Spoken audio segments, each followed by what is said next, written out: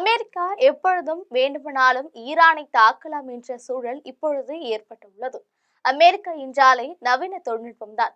அதிலும் அவர்களின் ராணுவ தொழில்நுட்பத்தை பார்த்து உலகமே வியந்து போகும்.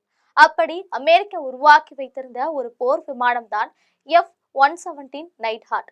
1982ஆம் ஆண்டு இந்த ரக விமானத்தை அமெரிக்கா முதலில் தயாரித்தது.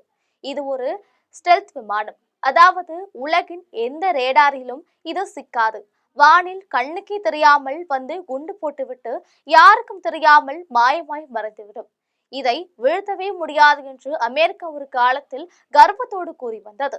அந்த காலகட்டத்தில் இந்த போர் விமானம் தான் வானத்தின் சிங்கம் என்றே சொல்லலாம். லாக்ஹீட் மார்டின் நிறுவனத்தின் தயாரிப்பு 64 இந்த ரக விமானங்களை அமெரிக்கா வைத்திருந்தது.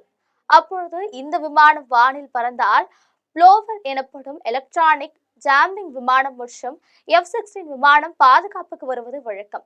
கடந்த 1999 மார்ச் 27 கொசோவா போர் நடந்து கொண்டிருந்த சமயம் செர்பியா வான்பரப்பில் மிக மோசமான வானிலை இருந்தது. இதனால் பாதுகாப்புக்கு வர வேண்டிய விமானங்கள் வரவில்லை. F-117 நைட் ஹார்ட் விமானம் மட்டும் தனியாக பறந்து செர்பிய வானிலைக்குள் நுழைந்தது.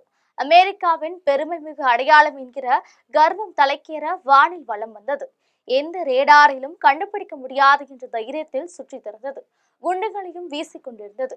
இந்த விமானத்தில் ஏவுகணை தடுப்பு அமைப்புகளோ அல்லது ரேடார் வார்னிங் சிஸ்டமோ கூட கிடையாது. டாக் ஃபைட் என்று கூறப்படும் மற்ற விமானங்களுடன் நேருக்கு நேராக சண்டை போடுவதற்கு இந்த விமானம் தயாரிக்கப்படவில்லை.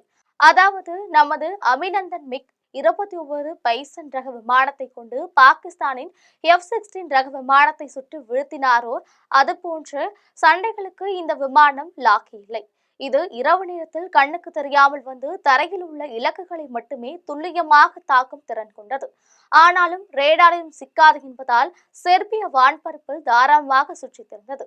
அதே வேளையில் கீழே தரையில் செர்பிய ராணுவத்தின் கர்னல் லோஸ்டன் டானி வில்லனாக காத்திருந்தார்.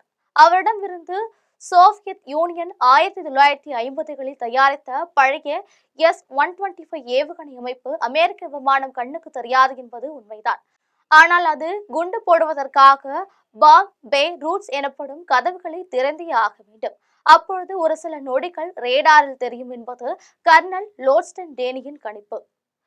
பொறுமையாக காத்திருந்தார். விமானம் கதவை திறந்ததும் ரேடாரில் ஒரு சிறிய புள்ளி தெரிந்தது. இதற்கு தானே அவர் காத்திருந்தார். S-125 ஏவுகணை அமைப்பின் பட்டனை தட்டினார்.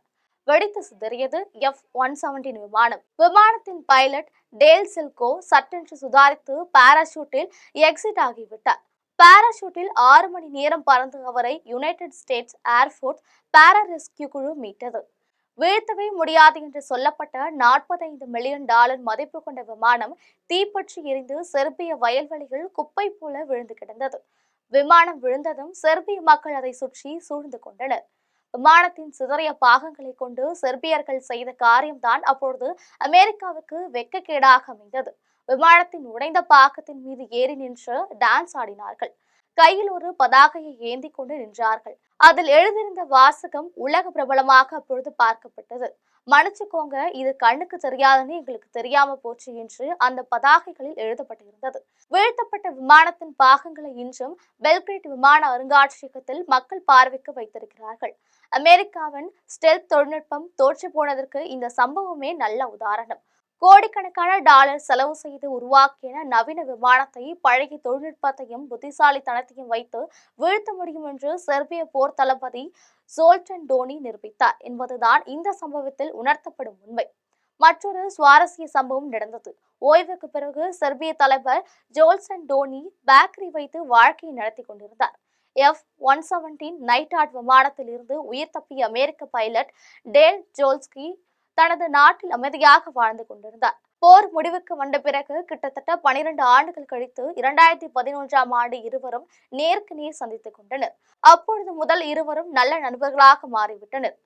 பெல்கிரேட் அருகே உள்ள கோவின் என்ற புறநகர் பகுதியில் டோனியல் வீட்டுக்கு டேல் ஜெல்கி தனது மனைவி மற்றும் குழந்தைகளுடன் சென்று ஒரு வாரம் தங்கியிருந்துவிட்டு மீண்டும் அமெரிக்கா சென்றார். இப்பொழுது வரை அவர்கள் நல்ல நண்பர்களாகவே உள்ளனர். ஜோ நட்புக்கு போர் தடையாக இருக்கவில்லை என்பதுதான் நிதர்சனம்.